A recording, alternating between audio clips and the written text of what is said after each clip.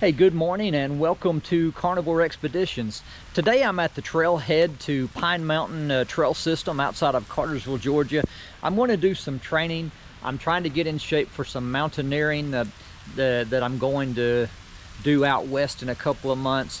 I'm trying to run to improve my cardiovascular fitness. It's a rainy day, but I don't mind running in the rain.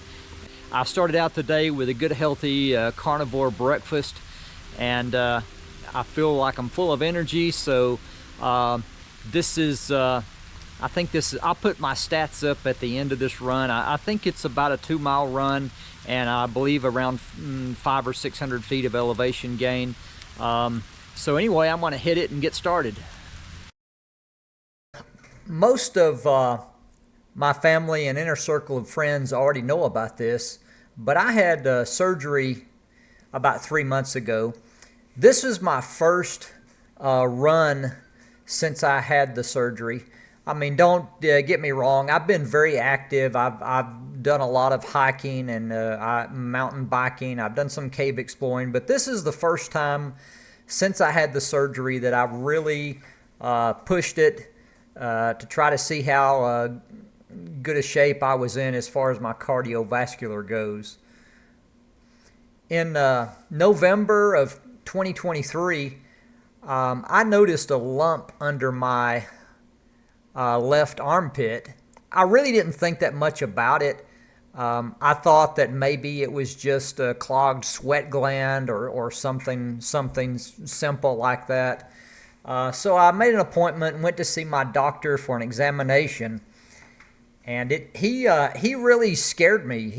When he examined me, he said I could have lymphoma, a malignant, aggressive form of cancer, and that, of course, that really worried me as well. He sent me for a biopsy and some images, and of course they stuck a needle in me and drew out some samples, and it took about a week to get the results back.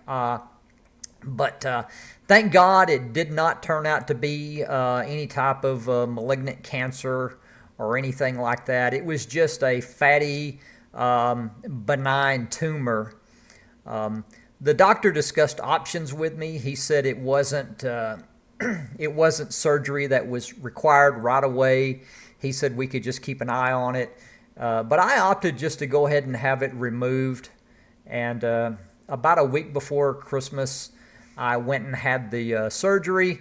It was outpatient surgery. I think I was only at the hospital for 4 hours. Most of that time was just the prep and the recovery. But I wasn't expecting to get a drain hose. I had to have a drain hose coming out of my upper torso for about a week. And the doctor told me to take it easy for a month and to slowly get back into things. He knew that I was very active, that I wasn't a couch potato. But anyway, after about 3 weeks, I started to resume my routine, just some hikes and easy stuff like that. This was my first run.